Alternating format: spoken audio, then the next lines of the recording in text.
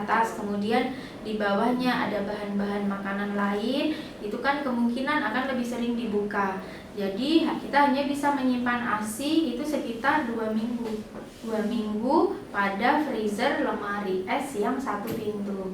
Tapi pada lemari es yang 2 pintu, yang freezernya di atas sendiri, di bawah bahan-bahan makanan yang lain, itu kita bisa menyimpannya sekitar 3 bulan. Ya, 3 bulan. Kemudian ada lagi mungkin yang ibunya produksi ASINya berlimpah sampai membeli freezer khusus untuk ASI. Jadi itu kulkas freezer saja. Nah, pada kulkas yang hanya freezer saja itu kita dapat menyimpannya sekitar 6 bulan. Ya. Jadi itu prinsip-prinsip untuk penyimpanan ASI. Nah, yang perlu kita perhatikan juga itu adalah cara menyajikannya. Ya, jadi cara menyajikan atau memberikan ASI setelah dibekukan atau disimpan itu ada ininya juga, ada ilmunya juga. Jadi tidak boleh ASI yang beku itu langsung direndam ke dalam air hangat ya.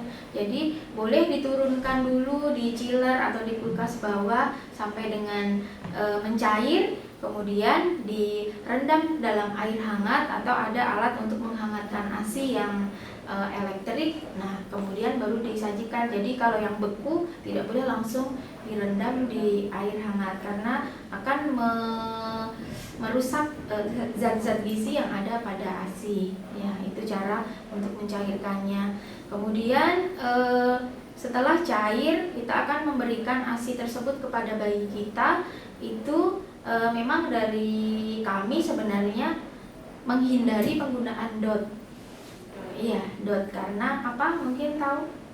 Mungkin supaya ini ya dok, pumping putingnya juga daerah situ tetap ada kayak reuse. Nah, jadi memang kita menghindari penggunaan DOT itu untuk menghindari yang namanya bingung puting.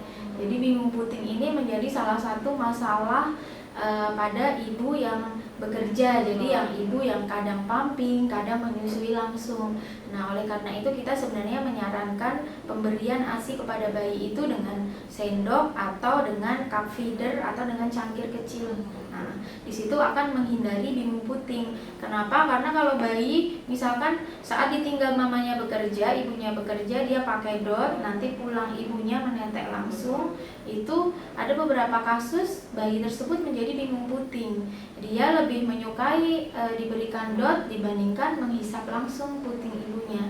Karena menghisap DOT kan kita tahu kan lebih mudah ya, putingnya sudah panjang, goyang sedikit mulut langsung keluar lancar ASINya. Sedangkan kalau menetek langsung atau direct breastfeeding, si bayi harus menghisap dengan kekuatan. Nah, di situ biasanya problemnya jadi bayi jadi malas menetek langsung, akhirnya produksi ASI ibunya berkurang ya.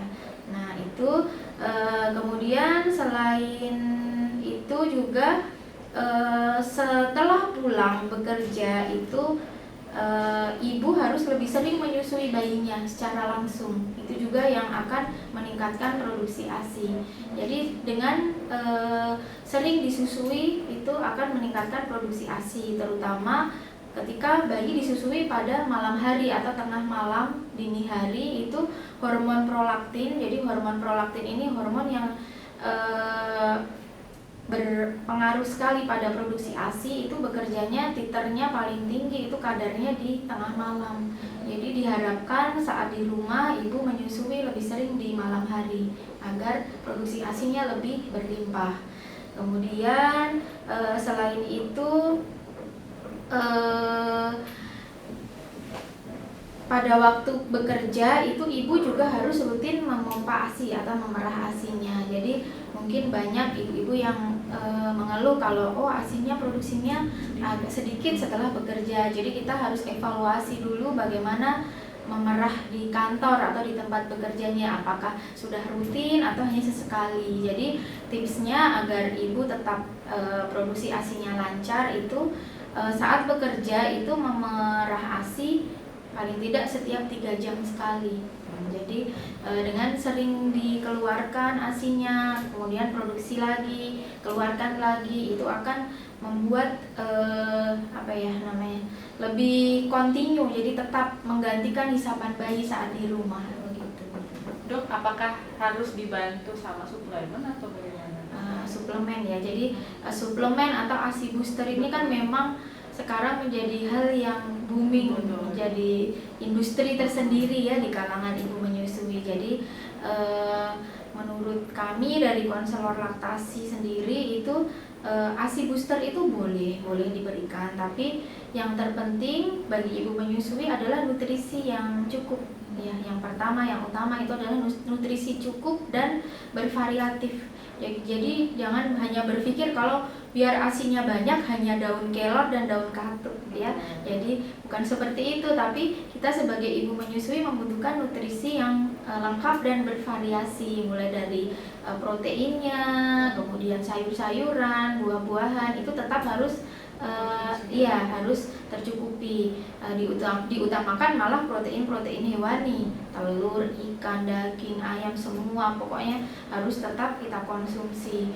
Kemudian jika memang dirasa memang produksi ASINya memang masih belum dapat mencukupi, boleh diberikan ASI booster, tapi ya secukupnya saja. Karena beberapa kasus saya pernah menemui yang karena minum beberapa macam ASI booster malah produksinya berlebih sekali, jadi si ibu sampai kewalahan, dan karena suatu ketika dia lupa untuk memompa, akhirnya menjadi payudaranya bengkak dan infeksi sampai dengan dioperasi. Jadi saya rasa dengan nutrisi yang cukup, kemudian rajin dihisap ataupun diperah, itu sebenarnya sudah cukup untuk produksi ASI kita yang bagus. Tapi jika memang dibutuhkan suplemen atau ASI booster boleh, tapi secukupnya saja ya. Nah teman-teman, tadi sudah diberikan info, tips and trick untuk ibu-ibu menyusui yang sedang bekerja atau bahkan mungkin memiliki waktu yang sedikit ya untuk ketemu sama anaknya, bukan cuma bekerja, siapa tahu mungkin ada kegiatan lain di luar yang tidak bisa ditinggalkan.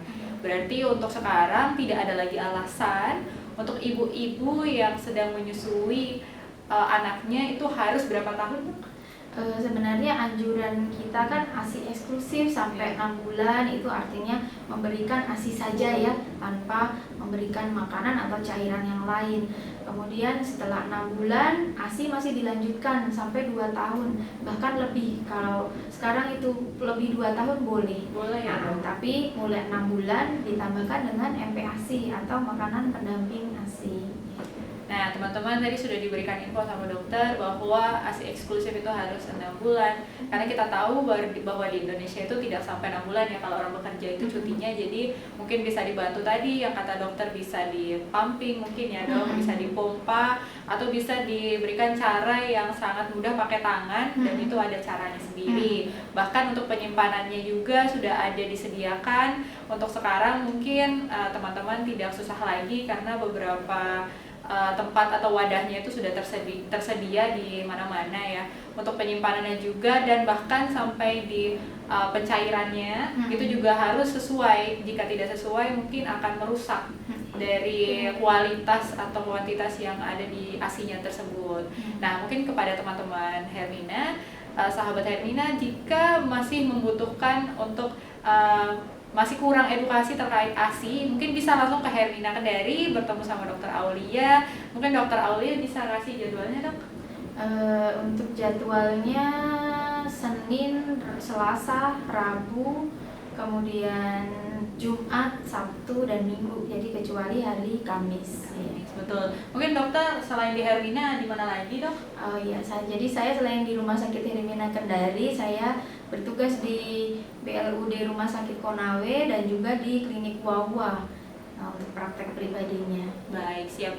Untuk teman-teman, jika masih kurang informasi mengenai konselor ASI, mungkin bisa langsung ketemu sama dokter dan bisa dikasih informasi, edukasi terkait ASI, sehingga teman-teman juga bisa full memberikan ASI eksklusif kepada anaknya dan tidak terganggu kerja dan anaknya ya dok. Nah kita tanya lagi sama dokter ya, dok, kenapa sih memilih praktek di Hermina Kendari? Oh ya, jadi menurut saya ya, Rumah Sakit Hermina Kendari ini merupakan rumah sakit yang memiliki sarana dan juga fasilitas yang memadai dan cukup lengkap di Kota Kendari. Dan juga terkait dengan Hari Menyusui Sedunia ini, Rumah Sakit Hermina ini termasuk yang merupakan rumah sakit sayang ibu dan bayi. Jadi kami di sini mengedepankan bagi ibu-ibu yang melahirkan di sini itu kita akan membimbing untuk pemberian ASI, dan kita menghindari pemberian susu formula jika tidak ada indikasi. Jadi mungkin agak berbeda mungkin dengan rumah sakit lain yang agak mudah memberikan susu formula. Kami di sini memang lebih ketat untuk mengutamakan ASI. Siap, teman-teman, Rumah Sakit Hermina juga jika datang ke Rumah Sakit Hermina untuk rawat jalan atau poli, kami menyediakan fasilitas ruangan menyusui. Iya. Karena kami memang sangat mengutamakan terkait pemberian ASI ya, Dok. Iya. Baik, terima kasih teman-teman. Untuk sekian dan terima kasihnya kami ucapkan juga kepada Dr. Aulia. Terima kasih. Untuk selanjutnya mungkin kita akan bertemu lagi di podcast selanjutnya, dan terima kasih.